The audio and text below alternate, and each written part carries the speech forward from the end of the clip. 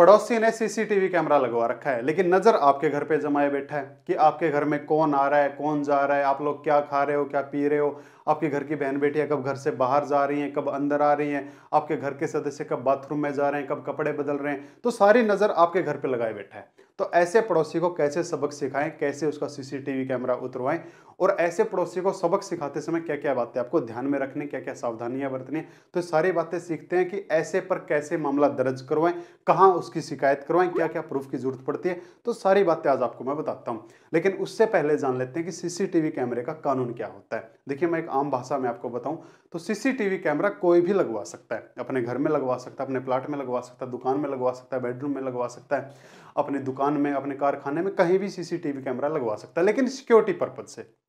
कि भाई मेरे घर में कल को कोई चोर वगैरह नहीं आ जाए, कोई अज्ञात आदमी ना आ जाए। सिर्फ सिक्योरिटी पर्पज से कोई भी इंसान अपने घर में सीसीटीवी कैमरा लगवा सकता है, आप लोग भी लगवा सकते हो, और इसके लिए कोई परमिशन की जरूरत नहीं होती है। लेकिन अगर वही कैमरा किसी दूसरे के घर में नजर लगाने के लिए लगा रखा है, यानी कि सिक्योरिटी पर्पज के बहाने उसकी आड़ में आके किसी दूसरे घर में नजर मारा है, तब वो अपराध हो जाता है जी। और वो जो अपराध हो गया वो बहुत बड़ा अपराध होगा, कोई छोटा मोटा अपराध नहीं हुआ। और ऐसे अपराध की जो सजा है वो बहुत भयंकर है, 3 साल तक की सजा है और 2 लाख रुपए तक का जुर्माना है।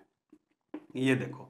बहुत भयंकर सजा है भाई। 3 वर्ष तक की सजा है और 2 लाख रुपए तक का जुर्माना है। और ये जो मुकदमे दर्ज होते हैं, ये होते हैं, एक आईटी एक्ट होता है कानून के अंदर, उसका एक धारा होता है 66E के तहत में, कि अगर कोई सीसीटीवी कैमरा सिक्योरिटी पर्पज से उसने लगा रखा है, लेकिन उसके आड़ में अगर वो किसी दूसरे के घर में ऐसे ताक रहा है, झांक रहा है,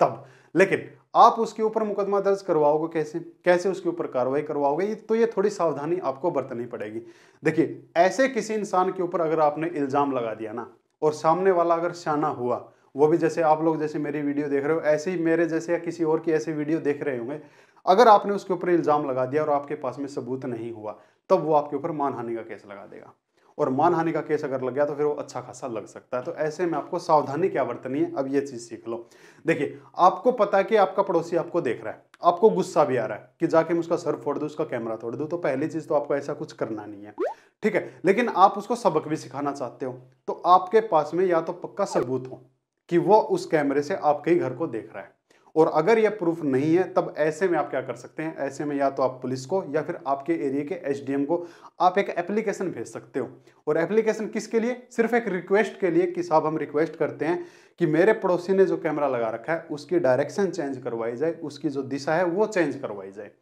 आपने इल्जाम नहीं लगाया, मैं कह रहा हूं अगर आपने इल्जाम लगा दिया कि पड़ोसी मेरे घर को देख रहा है और ऐसा नहीं मिला, तब फिर सामने वाला मानहानि का केस कर सकता है। तो ये सावधानी आपको रखनी है। जब तक ठोस सबूत नहीं है, लेकिन आप उस कैमरे से तंग भी हो, अब वो भी आपको हटवाना है, तो आप ऐसे में एक रिक्वेस्ट एप्लीकेशन भेज सकते हैं एसडीएम के पास में, पुलिस के पास में, कि उसकी डायरेक्शन चेंज करवाई जाए या उसकी दिशा चेंज करवाई जाए। ठीक है, तो वो दिशा चेंज हो गई, वो डायरेक्शन चेंज हो गई, तब शायद आपका गुस्सा कम हो जाएगा, तब वो आपके घर के ऊपर नजर रखना ऐसा बंद कर देगा। लेकिन अगर आपके पास में पक्का सबूत है,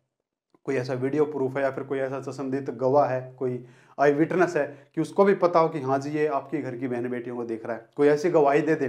तब आप डायरेक्ट जाके कोर्ट केस भी कर सकते हैं। आप पुलिस को भी बता सकते हैं, एसडीएम को भी बता सकते हैं। लेकिन कुछ मेरे भाइयों ने बताया कि पुलिस को बताने का कोई फायदा है ही नहीं। पुलिस या तो आती नहीं है, और आएगी तो कह देगी भाई हम क्या करें, सीसीटीवी कैमरा तो कोई भी लगा सकता है ना, कोई प्रूफ नहीं है। तो भाई ऐसा करते हैं, तो ऐसे में मैंने आपको एक वीडियो बना के दे रखा है, ये वाला वीडियो आप जाके देख लीजिए। तो इसमें मैंने बता रखा है कि अगर पुलिस कार्रवाई ना करे तब आपको कार्रवाई कैसे करनी है, और अगर आपके पास में ठोस सबूत है तो आप डायरेक्ट कोर्ट केस भी जाके आप कर सकते हैं। लेकिन अगर वो वहीं पे उसी सीसीटीवी कैमरे से अगर आपकी बहन बेटियों को देख रहा है, आपकी बहन बेटियों को देखे फिर उनका पीछा कर रहा है, भाई कब ये स्कूल के लिए निकलेंगी, कब ये कॉलेज के लिए निकलेंगी, फिर पीछे पीछे वो अपना साइकिल लेके, अपना बाइक लेके जाएगा उनके पीछे, तो ऐसे में अगर आपको पूरा भरोसा हो जाता है कि ये जो इसने पीछा किया है वो उस कैमरे के जैसे ही किया है, तब आप अपनी उस बहन से, अपनी उस माँ से, अपनी उस आंटी से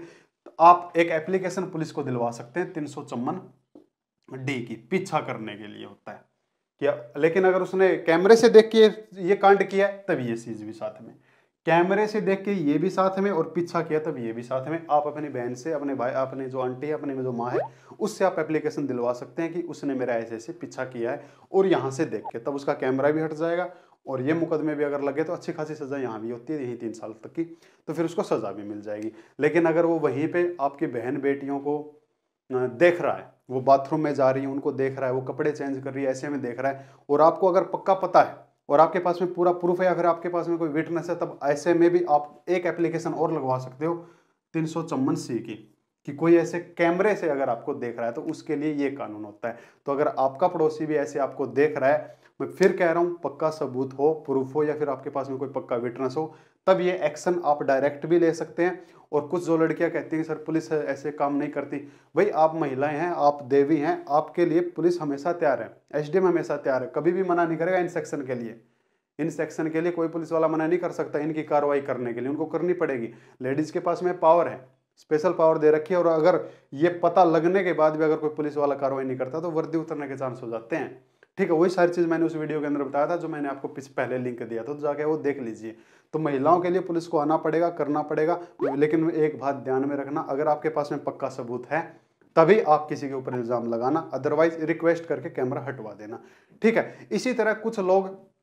फैमिली के साथ में होटल में चले जाते हैं। अब होटल वाले क्या करते हैं, रूम के अंदर कैमरा लगा देते हैं, आपको देख रहे हैं, सोते हुए देख रहे हैं, या फिर कोई अपने बॉयफ्रेंड के साथ में, कोई गर्लफ्रेंड के साथ में ऐसे होटल में चला गया, तो होटल में जाने के बाद उस रूम का